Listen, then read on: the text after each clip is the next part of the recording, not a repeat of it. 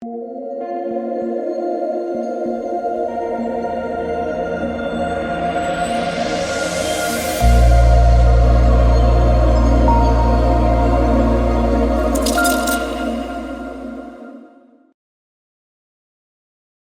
what is going on, guys? It's DK back at you with another video here to break down the 6-game NBA slate on Saturday. Also cover content for NFL, daily fantasy sports, as well as for Prize Picks. If you guys are playing the NFL slate this weekend, make sure to check out my video.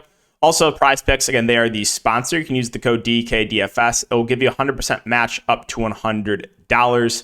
Basically, how it works is player prop site. You build 2, 3, 4, 5, up to 6 player props and win up to 25 extra money. So, give it a try. Again, DKDFS. I'll have it linked down below. But let's recap tonight. So even the winning nights, they still are painful. Us Nuggets, Sharks, who finally get rewarded. It feels like every time there's been a questionable player in the late game, every time it is play. And I'm like, can they just sit one time? Finally, we got that with Jokic. So we got lower ownership than they should have been in Aaron Gordon and in Jamal Murray. But we get punished with a massive blowout to bail them out. Come on. Just a little bit more from the Nuggets. Could have been takedown season. Yeah, that's really what tilts me here. Also played Jakob Poeltl over 11.5 points on Prize Picks. He had 11 at halftime. Didn't get there. They closed Zach Collins, so that was fun. But yeah, so going over my lineup, I got a decent amount of exposure to his Golden State Cleveland game with DiVincenzo, Jerome, and Karis LeVert. I did fade chalk Darius Garland. He'd smash, but the reason I did was I wanted Jamal Murray, and that ended up working out. Jamal Murray outscored Darius Garland and was cheaper. And then RJ Barrett, massive blowout there. That hurt a bit. He lost about 4 minutes there at the end of the game. Jonas Valanciunas was fine, started really hot, kind of cooled off. The minutes were a bit disappointing on him. And then my boy Sabonis, per usual, smashed to 3 quarters and was kind of quiet in the fourth. But still a really good day overall. I got pushed out, lost $100 at the very end, so that was no fun, from $400 to $300. But yeah, profitable day in Call of Duty DFS, profitable day in NBA DFS, but still painful. Nuggets, Sharks, we deserved better than getting punished with a blowout. So, all right, let's talk about the 6-game slate, and we'll start off with Orlando and Washington, and let's see, are the stats updated yet? Because Franz Wagner had an insane game, yeah. He went for 50-plus fantasy points. I think that was a bit of an outlier. I still have some interest in Franz Wagner. The issue is, like, I just don't like the way that Orlando ran their rotation. Like, you only saw 25 minutes for Banchero. Carter Jr. only played 24 minutes. They kind of spread everyone's minutes out, which were not great. Like, 26 for Cole Anthony. Bull played 20 minutes. You saw a little bit of run from Mo Wagner, a little bit of run for Jalen Suggs, a little, some run for Gary Harris, for Terrence Ross. So, like, I just don't like the way that they ran their rotation. So a lot of guys are just going to be viable tournament plays, like Banchero, Franz, Markelle Fultz. I can't. Again, long night. But yeah, those guys I think are all playable in cheap PPs for me. Moving on to Washington, so everyone's fully healthy. Still some interest in Porzingis, though. Should be able to feast against this front court. I'm playing mid-30s minutes, so I think Porzingis is fine. I don't think I can get to Beal yet. I think they're taking it easy on his minutes. Kuzma feels priced about right. I mentioned the 2 guards, Morris and DeLon Wright. They should split the point guard duties. Both are relatively cheap, and both have been playing well of late. So I think those 2 guys are playable. Dino Gafford's 4-4. The minutes tick down on him, so probably can't do it. And then, I mean, if you want to try to take a shot in Denny, you can. His minutes are just kind of all over the place, so a bit hard to trust. Milwaukee and Cleveland, this one really comes down to Giannis. If Giannis is in, I don't think there's much that I like here. I think a lot of guys will be overpriced. If Giannis is out, then it's a different story. Then we can look to Drew. Then Portis and Lopez look better. Then the value plays look better with like Allen, Connaughton, Joe Ingles. So really comes down to Giannis for me. And then Giannis himself, assuming he's not a limit, would be a viable tournament play. On the Cleveland side, so again, this will come down to Donovan Mitchell. He got ruled out tonight, so I would guess that he doesn't play tomorrow. But we'll see. If he's out, we kind of know what to do. You're going to get big minutes for Garland, big minutes for LeVert. Both will look good. Garland will lead the way offensively. The front court and Allen and Mobley are both solid options. Kevin Love's relatively cheap. His minutes, not really secure, but good point per minute guy. So do have some interest in him. And then you did see 20 plus minutes on the bench for Chetty tonight, but we do have Ricky Rubio most likely back, so don't know how much run we're going to get from Chetty with Rubio back, but did want to mention that he did get 20 plus minutes last game, or tonight. Moving on to Charlotte, so LaMelo Ball doubtful. Gordon Hayward is back, but I think he'll probably be on some sort of a limit. So Terry Rozier, I think, really stands out at 7'6". He'll be the clear go-to guy now. So like Rozier, a good amount. And then I'm not sure if they move Dennis Smith Jr. in the starting lineup or they move keep McDaniels in the starting lineup and start Rozier, McDaniels, Hayward, Washington, Plumlee. So, if Dennis Smith Jr. starts, I think he's one of the best values on the board. Would probably play 30-plus minutes.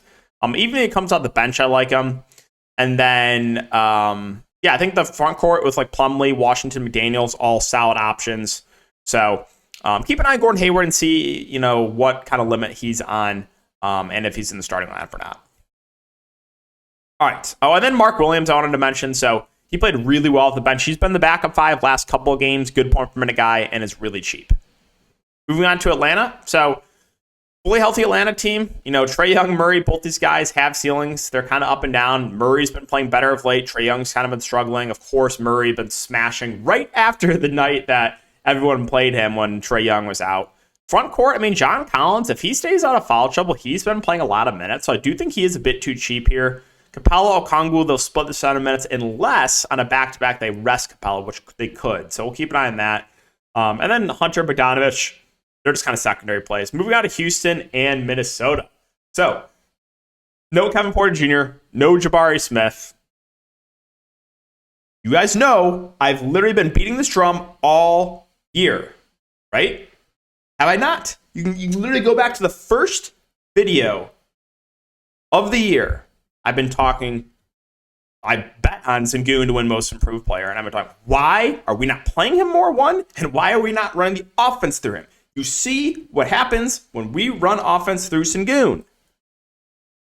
He is smashing and he's getting minutes. So even at 8.1K, here's the thing. If you give me close to 40 minutes from Sengun, he is underpriced. If he goes back to his 25 to 30 that he's been playing all year, then yeah, he's clearly overpriced. But his minutes have ticked way up over the last couple games. I do like Sengun, and I have interest in Jalen Green. Another guy has caused me a lot of pain this year because whenever I play 5% shooting, I fade. We get a game like last game. So his floor plus ceiling goes up. He played 40 minutes last game. So those two, I think, look good. And then you're going to get KJ Martin in the starting lineup. I think he's a pretty fair value play with small forward, power forward eligibility. Eric Gordon should play 30-plus minutes. I think those two are good values. And I even have interest in, it's going to be probably Jayshawn Tate that starts. I guess they could go to Tari Eason too. Both are not bad point per minute. So whoever starts here for Jabari Smith, I like for value, whether it be Tate or Eason. I guess they could go small to Garrison Matthews in the starting lineup. We'll see. But I would assume it's going to be Tate or Tari Eason. So good amount to like here for Houston. Moving on to Minnesota. Anthony Edwards is going to play. He's been questionable last couple games. Gobert is questionable. Austin Rivers is questionable.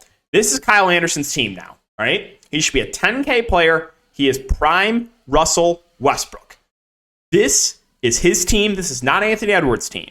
This is his team now. His team. Look at me. Look at me. I'm the captain now. That's what Kyle Anderson is saying to Anthony Edwards.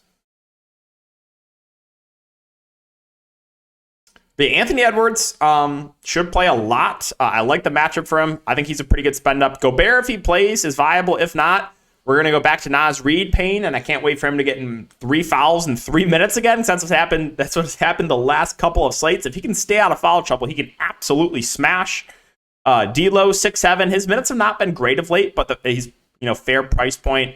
And Kyle Anderson's probably going to be massive chalk. I don't think he's an average 50 fantasy points a game, right? We know what Kyle Anderson is. Most of the time, he's a guy giving us, 25 to 30 minutes when playing low 30s minutes. So he's not going to keep doing this. And people are going to think he's going to keep doing this. So if he's going to be really, really popular, I'm probably going to fade.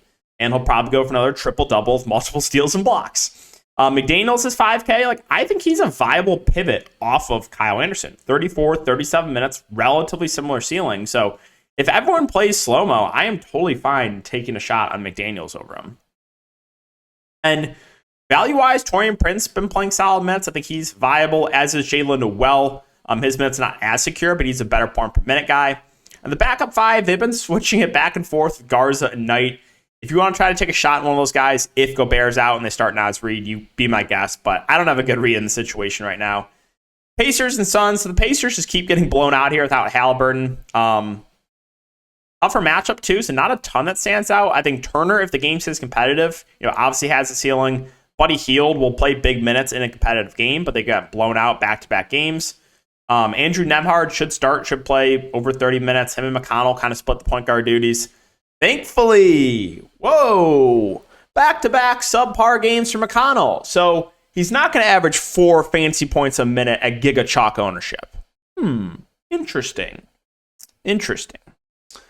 They did start O'Shea Brissett last game. Not sure that happens again. He did only play 16 minutes.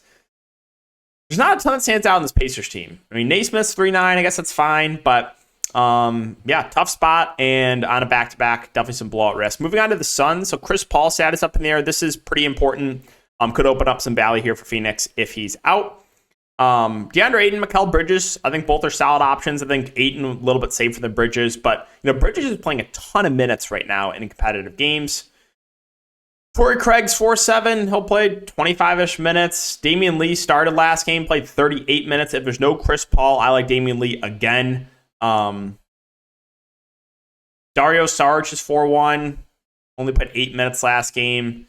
Cam Johnson is out, though, so, you probably get a bit more run for Dario Saric.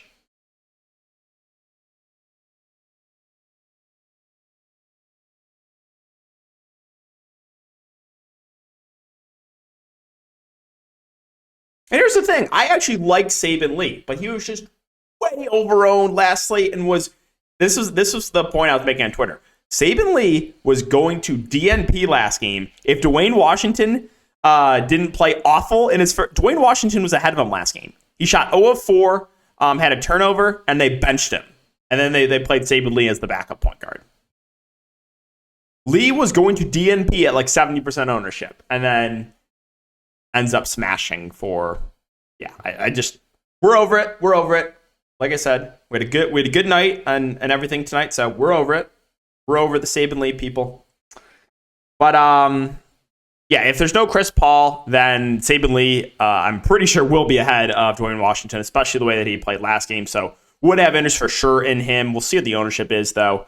And then, that's probably it. Again, if Chris Paul plays, then just kind of downgrade everyone else. And then Chris Paul himself, I would guess, would be on a limit. Finally, Philadelphia and Sacramento. So James Harden's the big news here. He is questionable. If he misses, I would guess you just get Tyrese Maxey moving in the starting lineup. If that's the case, I would really like Maxey at 6-1. And then you would probably just get more minutes for guys like Melton and Milton. They would be solid values too. And then Joel Embiid also would look a lot better in a good matchup here too. So the Harden news is huge. If James Harden is in, then I think Harden and Embiid both look like solid spend-ups. And then Harris, Maxey, Milton, all kind of secondary plays. I mean, Yang is 3-2. He's been averaging about 15 minutes a game. I guess he would be playable as well. So really, it just comes down to James Harden. If Harden's out, there's a lot to like for Philly. And finally, Sacramento. So my boy Sabonis, just been super, super consistent all year. My worry here is he is a bit prone to foul trouble, and he's going up against Embiid. So there's definitely some foul risk here for Sabonis. The rest of the Kings, I don't know if there's anything that stands out. Fox at 8-5, that feels right. The Wings. I mean, Keegan Murray has been playing better of late. He had a pretty good game tonight, too. Keegan Murray would probably be my favorite factoring in salary. Malik Monk had another bad shooting game off the bench, but still always someone I have some interest in GPPs. And then if Sabonis gets some foul trouble, I don't know if I would even take a shot on one of the backup 5. So I think they could go to Metu and Holmes. So don't know if I would even roll that dice in tournaments. So yeah, guys, that's going to wrap it up for the video. Again, if you do enjoy, just make sure to like, subscribe, and hit the notification bell. I'll see you guys all in the next video.